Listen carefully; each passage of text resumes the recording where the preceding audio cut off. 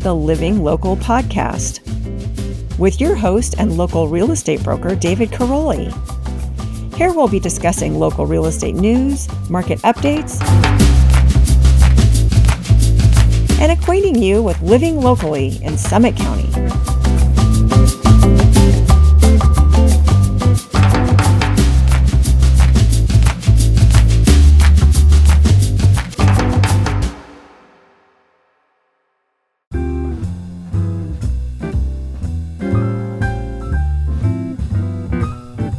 Today's special guest, 2024 James Beard Award winner, owner of Rootstalk and Radicato, and the driving force behind Breck's Thursday afternoon farmers market. Please welcome Matt Vawter.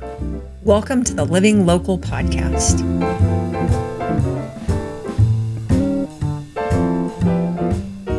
Matt, I want to thank you for meeting me for a couple minutes today and just kind of have a little chat about the farmers market. I understand that you were kind of on the ground floor of that.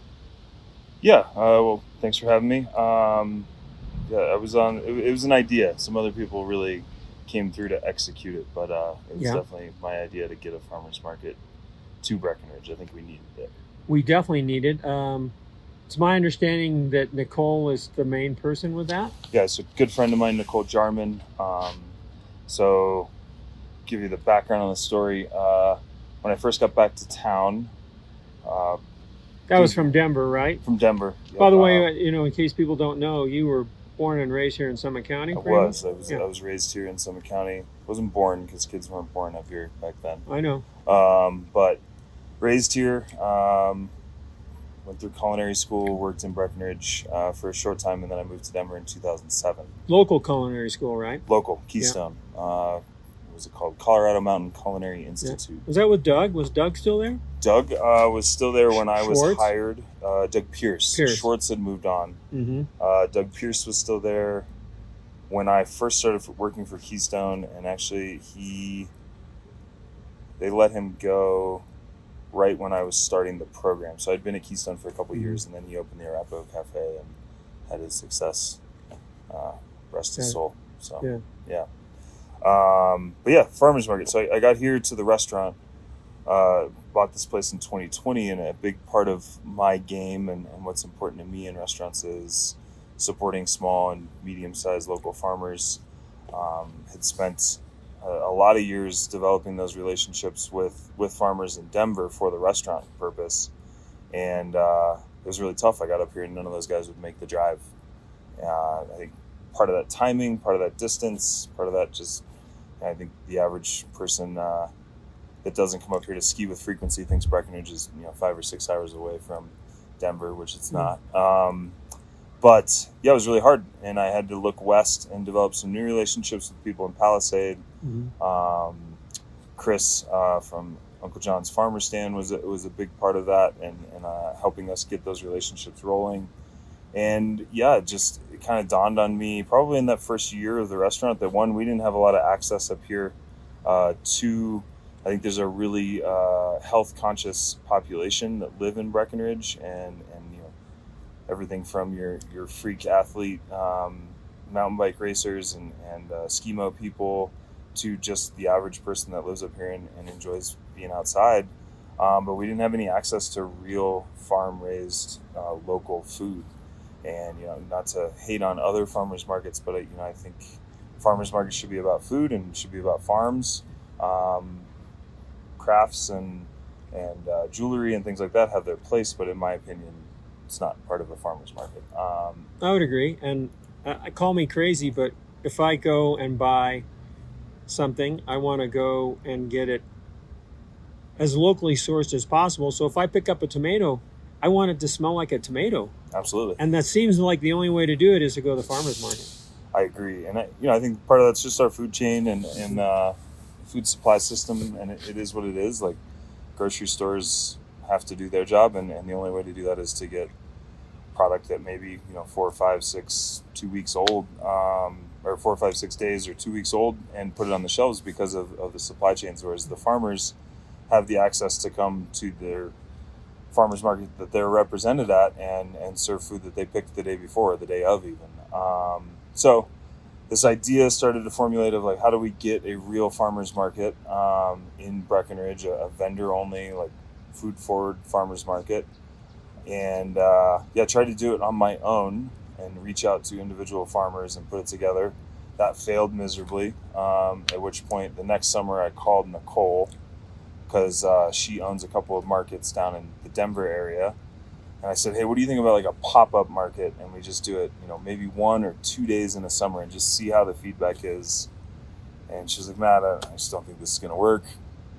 Tried again the next year for the pop-up idea. And she said, Matt, I just don't think it's going to work. And then when I came to her before this summer, she said, let's just make it happen and forget the pop-up idea. Let's just do it and see how it rolls. And the first market was in June 15th, June 14th, something like that.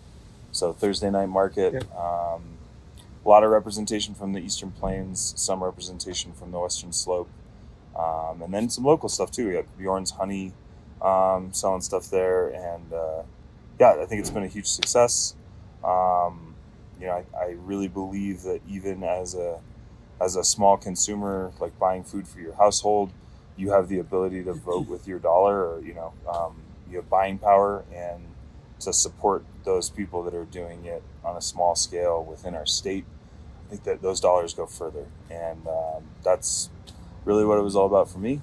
Well, I think for me as a consumer, and I certainly feel I think where you're coming from, as far as buying power, I have basically no buying power really. As far as being able to get locally sourced produce unless I drive and get it. Right. You know. Yep. And it's so nice to have it right here, and it's become an event. It really has. I think it's a great community builder. I go out there Thursday afternoons and everybody that's walking around. I'm really excited that everyone's showing up with a bag and actually shopping. That's the comment I'm getting from a lot of the farmers is on the Front Range where they're doing these markets, because these farmers are doing 4, 5, 6 markets a week. It is more of an event where people are just kind of walking through and looking, whereas here in Breckenridge they feel like people are shopping, which is awesome. So maybe an advantage for them, and here is, I know when I go there, if I miss Thursday, I'm probably not going to get what I want. I'm going to have to wait another week, so there's an impetus to go. You got to go on Thursday. You can't go another day. You can't go to some other place. Absolutely. Yeah, it's your 1 day a week to get your dairy and your eggs and your flowers for your wife and the tomatoes and Brown Dog Farms. I think they represent the best of kind of our seasons in Colorado, and every week there's something new, and something that was there last week may be gone, and that's that evolution of how the fields are working, and much like we write our menus here at the restaurant. So, which I think is great, because if it's once a week and you show up, if you don't buy it today, chances are next week you may not see it. You may not see it. Yeah, cherries are done, plums are done, we're into peaches, nectarines are almost done, and then we're into winter, more potatoes. Don't say that. So maybe how does that map over at all to your restaurant? Because I know, as little as I know about food, I love good food, but I know that to make good food, you've got to have great ingredients. Yeah, it's. I think in order to make the best food, you have to have the best ingredient. And like I was saying at the beginning here at Rootstock, when we first opened 5 years ago, it was a really big struggle, and kind of a void missing just in my heart of what's important to me with food. And we pushed really hard to find those new relationships, build those new relationships, and I think it really kind of came to a head when we started working with Esoterra Farms, or Esoterra Culinary Garden again, which is down in Boulder, and that was it was quite a challenge to get that relationship going. I worked with him in Denver a bit. The guy's name is Mark. He's amazing. He only sells to restaurants. He's a little choosy on which restaurants he'll sell to. He won't just sell to anybody. But I called him and I said, hey, I need your product. How are we going to figure this out? And he's like, Matt, I can't get up the hill. I don't have the distribution figured out. And so I'd love to work with you. I know what you do, but I can't do it. And I said, all right, here's the deal. We're going to drive to Boulder twice a week. We're going to pick up our stuff, and we're going to figure it out. And after 6 months, let's have a conversation. And we did that. We drove down twice a week, picked up virtually all the produce we were serving in the restaurant, because that was the summer season. After 6 months, said, hey, let's look at the numbers. Like, is there a way we can make this work? And he was happy with what we had been purchasing and the dollars that translated to on his farm and his ability to keep growing.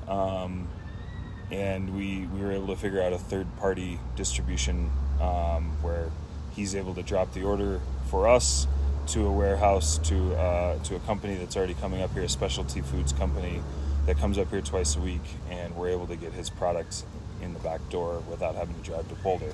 So yes, long story short, that is exactly what we do in the restaurant.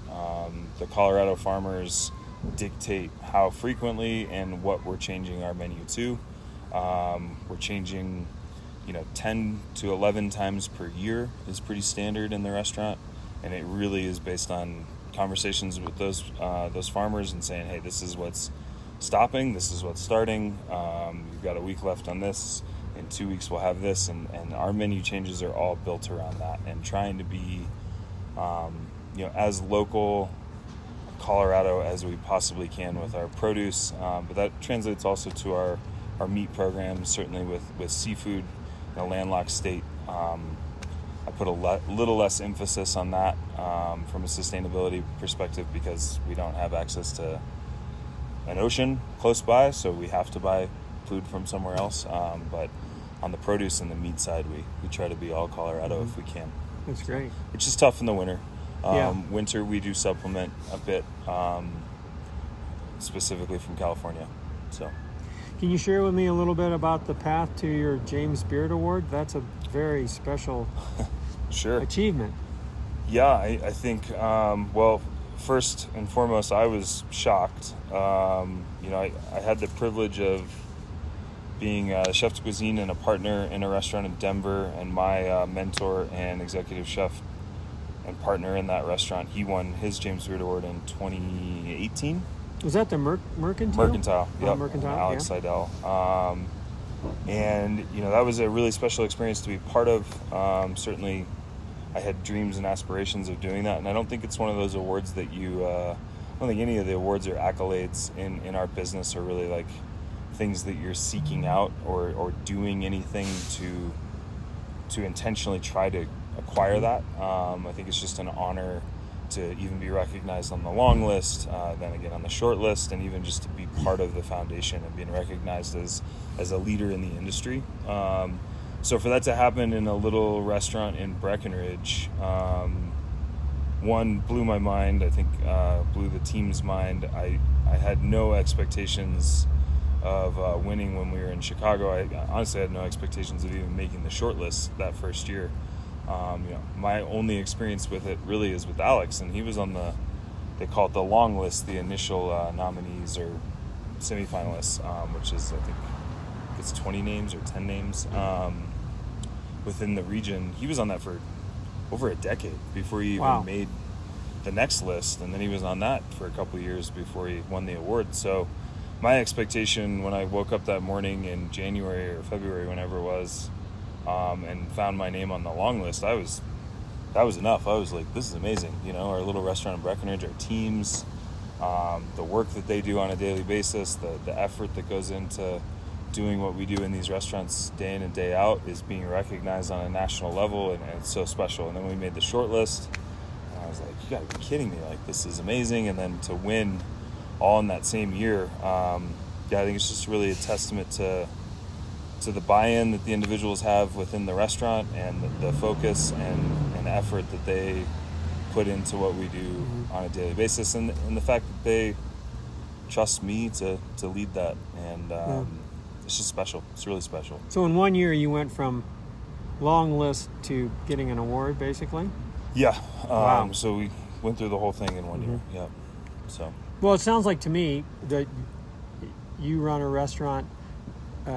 The idea is, wow, I'd love to get the James Beard Award, but if I put out the best product I can every day, I'm happy with that. Yeah. And if something else comes along, then great. But yeah, I mean, I put the apron on when I was 14 years old, and fell in love with cooking, and the idea of what we get to do in the restaurant. We get to be part of people's lives and nourish them and cook and take care of them for a short period of time and hopefully create a memory around what we're doing. And I've been fortunate enough to work under great people and with great people my whole career, and that has always been the focus, and that's it. And yeah, the James Beard Award is amazing to be recognized for what we do, but yeah, it certainly wasn't like, it wasn't a goal or an attainable or a check mark on a list of like things I need to do or accomplish. I think it's just really special that we were recognized for, you know, what we're doing in the industry, and more importantly, I think special for the community that we have. You know, we've been embraced by everybody that lives here and the visitors here, and that people appreciate what we do day in and day out. The food's amazing, and I think if somebody wants to come and visit, you've got 2 locations in town. Mm-hmm. Rootstock on North Main and Radicato on South Main. Rootstock, New American, a little bit more focused on, I would say New American food rooted in European technique, and then Radicato, all inspired by Italy. Mm-hmm. And we intentionally didn't put ourselves in one region because I think the whole country is great. And yes. We wanted to have fun with all of it. So, yeah. So, if you guys are out there listening to this, come have fun. Plan a little bit ahead. Make a reservation, and you're going to have a wonderful dining experience. And come see the farmers market. Yeah. Don't forget the farmers market. Yeah. Every Thursday from 4 to 7. 7. Yep. And I'll be going through mid-September. And usually they have, weather permitting, there's music within the block. Right, the air stage. I think that's also created that whole community event. It's got a great vibe, finally. Yeah. It's cool. Well, Matt, thank you for your time. Thank you. Appreciate it. Thank you for listening to the Living Local podcast. Stay tuned for entertaining new episodes, market updates, and get further acquainted with living locally here in Summit County. With your host and local realtor, David Karoly.